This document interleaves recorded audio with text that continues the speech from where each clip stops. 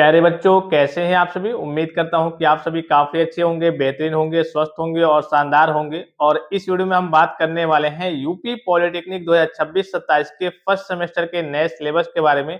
Mechanical engineering branch के बारे में स्पेशली बात करने वाले हैं, चाहे आपका मैकेनिकल इंजीनियरिंग प्रोडक्शन हो, चाहे आपका मैकेनिकल इंजीनियरिंग ऑटोमोबाइल हो, चाहे आपका मैकेनिकल इंजीनियरिंग आरएससी हो, चाहे आपका मैकेनिकल इंजीनियरिंग कैड हो, चाहे आपका mechanical engineering repair and maintenance हो।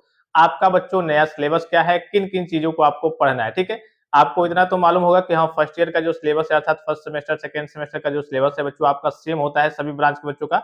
लेकिन हम स्पेशली इस वीडियो में मैकेनिकल इंजीनियरिंग के बच्चों के बारे में बात करने वाले हैं और आपके लिए कौन-सा टफ सब्जेक्ट हो सकता है, किस सब्जेक्ट पे आपको ज़्यादा फोकस करना है बच्चों ऑफिशियली मैं आपको सारी चीज़ें बताने वाला हूँ। साथ ही साथ आपके ब्रांच के अकॉर्डिंग भी मैं आपको कुछ चीज़ों को बताने वाला हूँ, तो उसको भी आप समझते चलेंगे, आगे देखते चलेंगे। तो चलिए मैं आपको बच्चों इंटरफेस पे लेकर के चलता हूँ और एक-एक चीज़ों को डिटेल में बताता हूँ।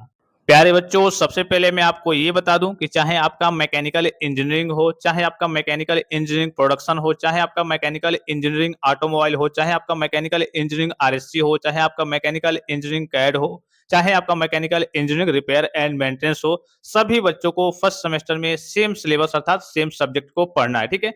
तो इस वीडियो में हम आपकी ब्रांच के अकॉर्डिंग बात करने वाले हैं कि किस सब्जेक्ट पे आपको ज्यादा फोकस करना है, किस सब्जेक्ट में बच्चे ज्यादा फेल होते हैं और आपके ब्रांच के अकॉर्डिंग आपको किस सब्जेक्ट पे ज्यादा फोकस करना है, क्योंकि कई सारे सब्जेक्ट इसमें ऐसे हैं जो आपका बस यहीं पे फर्स्ट ईयर में ही उसका साथ छूट जाएगा।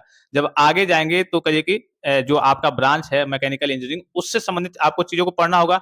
तो वो कौन कौन से सब्जेक्ट है जो आपके आगे तक जाने वाले हैं, इसके बारे में बच्चों हम डिटेल में चर्चा करने वाले हैं और पूरे सिलेबस के बारे में बच्चों हम डिटेल में चर्चा करने वाले हैं।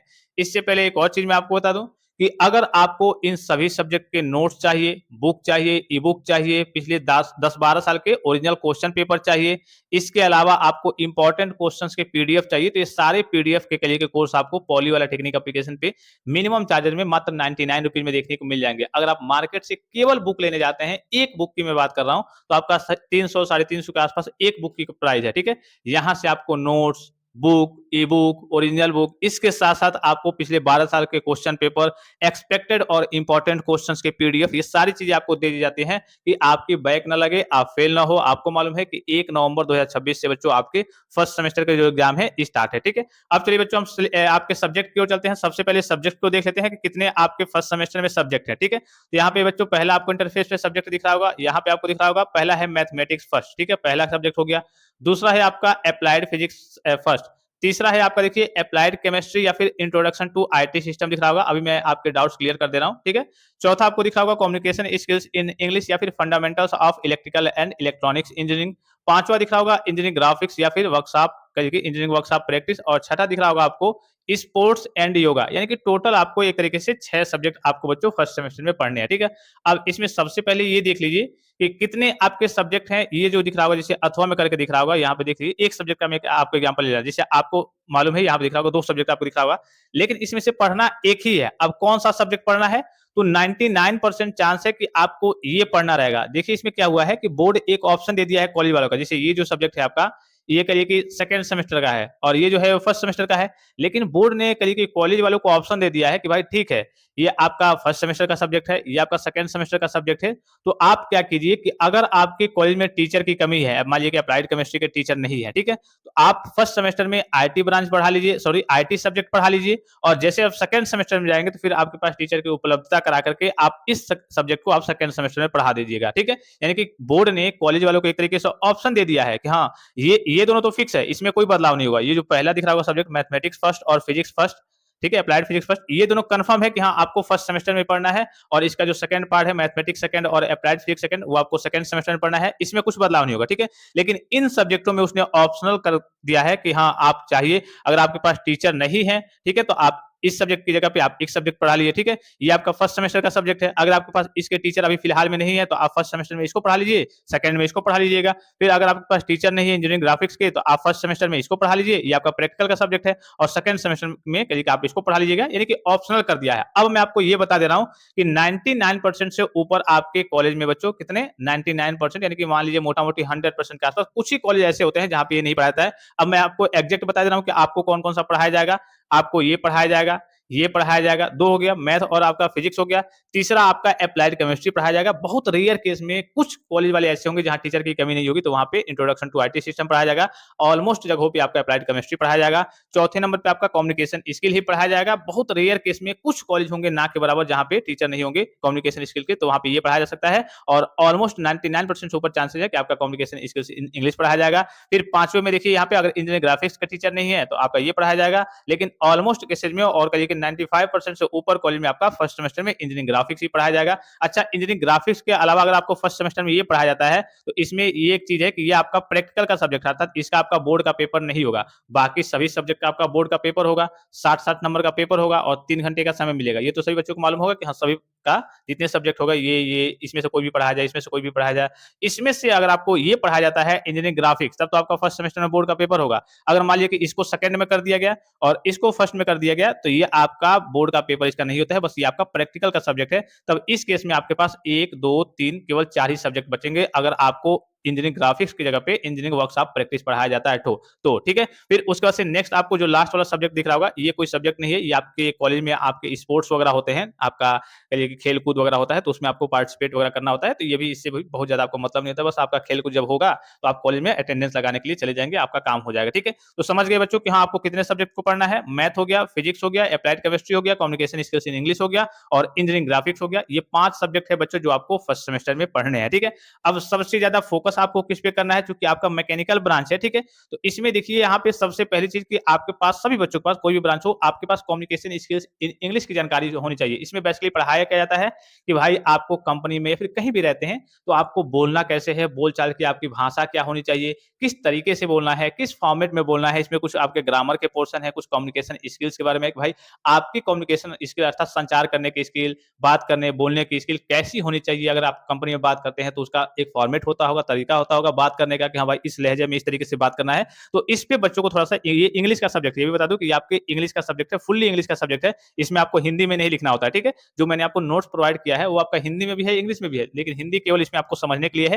ये टोटली फुल्ली आपका बच्चों इंग्लिश का सब्जेक्ट है। ठीक है, तो इस पे आपको जो ज्यादा फोकस करना है, क्योंकि ये आपके आगे के फ्यूचर के लिए एक तरीके से काफी ज्यादा इंपॉर्टेंट है। चाहे आप कंपनी में जॉब करेंगे, चाहे अभी आप बाद में सेकंड ईयर फाइनल ईयर में जाएंगे, तब भी जब आपके पास कम्युनिकेशन स्किल होगा तो आप अच्छे से अपनी बातों को रख पाएंगे, अच्छे से बोल पाएंगे, तो आपके प्रैक्टिकल वाइवा में भी अच्छे नंबर मिलेंगे। आपका टीचर से, अन्य के लिए कि आपके सीनियर से भी व्यवहार अच्छा होगा, तो इस पे थोड़ा सा फोकस करेंगे। बाकी और जितने सब्जेक्ट हैं नॉर्मल सब्जेक्ट हैं, ये भी आप कहिए कि अगर 12th करके आए हैं तो इसमें आपको कोई दिक्कत नहीं होगी। हाँ, जो बच्चा मैथ में वीक है वो खूब प्रैक्टिस करेगा। ठीक है, नहीं तो सबसे ज्यादा जो बैक लगती है बच्चों, वो सबसे ज्यादा एक तरीके से टफ सब्जेक्ट कह सकते हैं वो इसी में, क्योंकि इसमें क्या होता है, जिन बच्चों को आता है उनके लिए तो ये कहिए कि हलवा पूरी है। जिन बच्चों को नहीं आता है तो इसमें रटने का ऑप्शन नहीं मिलता है, चलिए रट करके, जैसे for example applied physics first हो गया। ठीक है, तो हो सकता है कि इसमें 1-2 न्यूमेरिकल्स आ गए, कुछ आपके डेरिवेशन आ गए, हो सकता है कि बच्चे ना कर पाए, लेकिन बहुत सारे आपके थ्योरेटिकल पार्ट्स आते हैं, डेफिनेशन पूछे जाते हैं। लेकिन मैथ में कौन सा आपका डेफिनेशन पूछा जाएगा, तो मैथ में क्या होता है बच्चों कि आपका एकदम अच्छे से तैयार है तब तो ठीक है, अगर नहीं तैयार है, आपको टफ लगता है, तो आपको ज्यादा से ज्यादा प्रैक्टिस करनी है, क्योंकि सबसे ज्यादा जो बैक की संख्या आती है बच्चों आपकी इसी में आती है। ठीक है, हालांकि ये मैथ बस आपको फर्स्ट ईयर में ही पढ़ना है, फर्स्ट सेमेस्टर में पढ़ना है, सेकंड सेमेस्टर में पढ़ना है, उसके बाद से निकल जाएगा।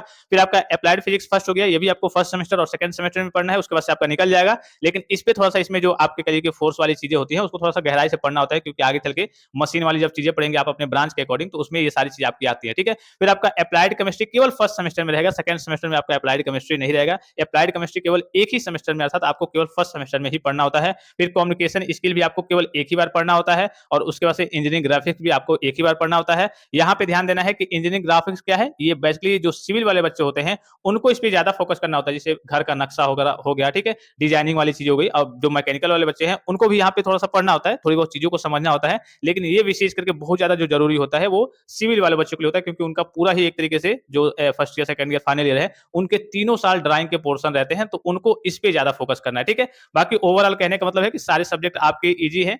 5 सब्जेक्ट का आपका बोर्ड का पेपर होगा, और ऑलमोस्ट ये जो 3 सब्जेक्ट है, मैथ, फिजिक्स, केमिस्ट्री, ये जो आप 9th से लेकर के 12th तक पढ़े हुए हैं, सेम आपका वही है। थोड़ा सा करिए कि 1-2 चैप्टर वगैरह आपको एक्स्ट्रा देखने को मिल जाएंगे। बाकी ये मैं आपको पढ़ाऊंगा कम्युनिकेशन स्किल्स इन इंग्लिश, और ये मैं आपको पढ़ाऊंगा, और काफी सिंपल सिंपल चीजें हैं, बस थोड़ा सा आपको देखना है, समझना है। और इसका बोर्ड का पेपर तो मैंने आपको दे ही दिया है, प्रोवाइड कर दिया है, उसको देखेंगे तो भी आपको आइडिया लग जाएगा, मिल जाएगा कि हाँ यार ऐसे ऐसे क्वेश्चन पूछे जाते हैं, ये तो हम कर लेंगे, काफी ईजी है। ठीक है, तो ये मैंने आपको पूरा ओवरव्यू करके बता दिया कि हाँ कौन से टफ सब्जेक्ट हैं। और आपका मैकेनिकल ब्रांच है तो थोड़ा थोड़ा-सा करिए कि आपको कम्युनिकेशन स्किल्स पे और थोड़ा-सा आपको एप्लाइड फिजिक्स पे, ये केमिस्ट्री आपका बस नॉर्मल है, फर्स्ट सेमेस्टर के बाद से सेकंड में आपका हट जाएगा। केमिस्ट्री पे फोकस नहीं भी करेंगे, बस पास होंगे, कोई दिक्कत की बात नहीं है। ये आपका फिजिक्स वाले पोर्शन पे थोड़ा-सा फोकस करना है, क्योंकि आगे जब भी आप मशीन के बारे में थर्ड सेमेस्टर चीज़ों को पढ़ेंगे, तो इसमें फोर्स वाली आपकी चीज़ें आती हैं, ठीक है? फिजिक्स वाली चीज़ें आती हैं, तो इस पे थोड़ा-सा आपको ज़्यादा फोकस करना है। बाकी कम्युनिकेशन स्किल पे आपको ज़्यादा फोकस करना है। बाकी फोकस सभी पे करना है, लेकिन ये मैंने आपको आगे के हिसाब से बता दिया है कि हाँ, आगे के इसका करिए कि आपका जो सब्जेक्ट है, वो आगे भी आपको थोड़ा बहुत पढ़ना है। तो फिजिक्स से संबंधित चीज़ों को आपको आगे पढ़ना है, क्योंकि